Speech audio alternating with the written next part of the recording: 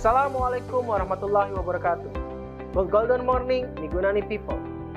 Pearl Harbor, Camp Nazi, kelaparan, pembunuhan massal adalah sederet cerita kelam dari Perang Dunia yang kedua. Perang ini bisa dibilang lebih dahsyat daripada Perang Dunia yang pertama. Mengapa? Karena melibatkan kurang lebih sekitar 100 juta pasukan militer dengan korban tewas mencapai 70 juta jiwa, baik dari korban militer maupun warga sipil. Dalam kondisi perang pun, inovasi juga terlahir. Salah satunya adalah inovasi di bidang pendidikan. Terbunuhnya jutaan tentara dan perwira, serta sempitnya waktu dalam mendidik calon tentara baru, men-trigger para peneliti untuk bisa menemukan formula dalam mengatasi permasalahan tersebut. Instructional System Design pun lahir pertama kali di tengah perang yang berkecamuk. Walaupun pada awal-awal kemunculannya belum dikenal istilah Instructional System Design. Secara nama, Instructional System Design ini muncul pada tahun 1975. Kemunculan nama Instructional System Design pun diperkenalkan pertama kali oleh Departemen Pertahanan dan Keamanan Amerika Serikat. Melihat efek dan manfaat Instructional System Design dalam mencetak tentara dan perwira, maka B.F. Skinner, Bloomberg Benjamin, Robert F. Meagher, dan tokoh-tokoh psikologis dan behavioris lain terus mengembangkan dan mengadopsi Instructional System Design ini dalam ranah pendidikan dan industri di awal tahun 80-an. Hingga akhirnya, populerlah Instructional System Design yang kita kenal sekarang dengan pendekatan seperti AD Model, Dick and Carey Model, Merrill's First Principle of Instruction, SAM atau Successive Approximation Model, ataupun Bloom Taxonomy. Seperti pada gambar ini, perubahan yang terjadi pada AD Model dari tahun 1975 hingga tahun 2000-an. Pada tahun 1975, Florida State University menciptakan AD Model untuk pasukan Amerika.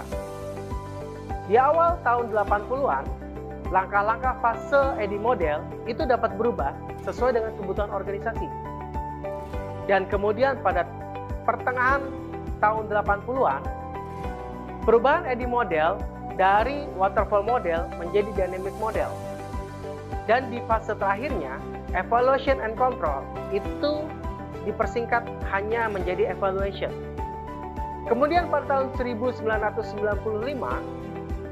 AD Model menggunakan akronim untuk pertama kalinya, yaitu Analyze, Design, Develop, Implement, and Evaluate. Pada tahun 1997, Marinborn menulis bahwa model instructional design lainnya itu bisa dihubungkan dengan AD Model.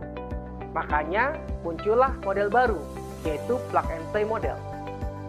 Dan di tahun 2000-an, AD Model bergerak di luar model prosesnya ketika digunakan untuk mendapatkan wawasan intuitif langsung ke dalam suatu masalah. Sementara, AD Model berusaha untuk mengidentifikasi kinerja pekerjaan. Ia bekerja paling baik dengan model kinerja lainnya. Itulah gambaran sejarah perubahan AD Model dari tahun 1975 hingga tahun 2000-an. Tetap semangat, Migunani people! Microlearning L&D Kadewa Guruan ketiga ini akan membahas tentang pendekatan Introduction of Instructional System Design sebagai pendekatan pertama yang lahir di dunia learning and development. Masih bersama saya, Suhud Rasojati di Microlearning L&D Kadewa Guruan edisi ketiga. Kembali pada 4 mazhab yang kita bahas sebelumnya. Instructional System Design atau lebih dikenal dengan ISD adalah mazhab pertama kali dalam dunia learning and development. Instructional System Design itu sendiri didefinisikan sebagai proses sistematik dalam mengidentifikasi masalah, mengembangkan bahan dan strategi instruksional, serta mengevaluasi efektivitas dan efisiensinya dalam mencapai tujuan pembelajaran. Sederhananya, jika kita melihat proses pembelajaran sekolah di Indonesia, maka itulah Instructional System Design. Melihat ciri pembelajaran di sekolah yang dilakukan secara formal, dengan banyak peserta dan materi serta kurikulum yang baku, maka pendekatan Instructional System Design juga memiliki ciri yang sama. Seperti mazhab learning dan development yang lain, mazhab Instructional System Design juga memiliki kelebihan dan kekurangan. Instructional System Design memiliki kelebihan dalam mengontrol muatan dan keluasan materi pembelajaran dan dianggap sangat efektif apabila materi pelajaran yang harus dikuasai cukup luas. Sementara itu, waktu yang dimiliki untuk belajar terbatas. Kelebihan lainnya dari Instructional System Design adalah bisa digunakan untuk jumlah siswa dan ukuran kelas yang besar. Di balik kelebihannya, Instructional System Design juga memiliki kekurangan, yaitu berupa kesempatan untuk mengontrol pemahaman siswa akan materi pembelajaran sangat terbatas. Dan pendekatan Instructional System Design juga tidak relevan untuk melayani perbedaan kemampuan, perbedaan pengetahuan, minat, bakat, serta perbedaan gaya belajar. Dari kelebihan dan kekurangan pendekatan Instructional System Design, bisa diambil kesimpulan bahwa pendekatan Instructional System Design ini akan cocok diterapkan pada peserta pembelajaran yang belum memiliki pengetahuan. Dalam konteks organisasi, Instructional System Design akan cocok diberikan kepada karyawan baru, orang yang baru menduduki posisi tertentu, ataupun saat mempelajari konsep keilmuan baru. Bagaimana dengan karyawan Anda saat ini? Berapa banyak dominasi karyawan dengan tipikal tersebut? Jikapun karyawan Anda ternyata tidak banyak yang berada dalam kategori tersebut, apakah Instructional System Design masih relevan? Yuk, komen dan share pendapat Anda.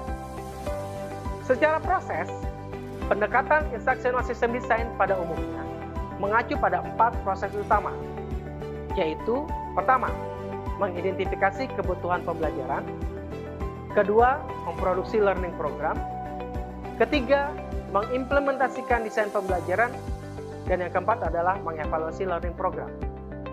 Keempat proses utama inilah yang kemudian diterjemahkan dalam model Instructional System Design, seperti EDI, Dick and Carey model, Robert Gates model, CAP model, ataupun Assure model.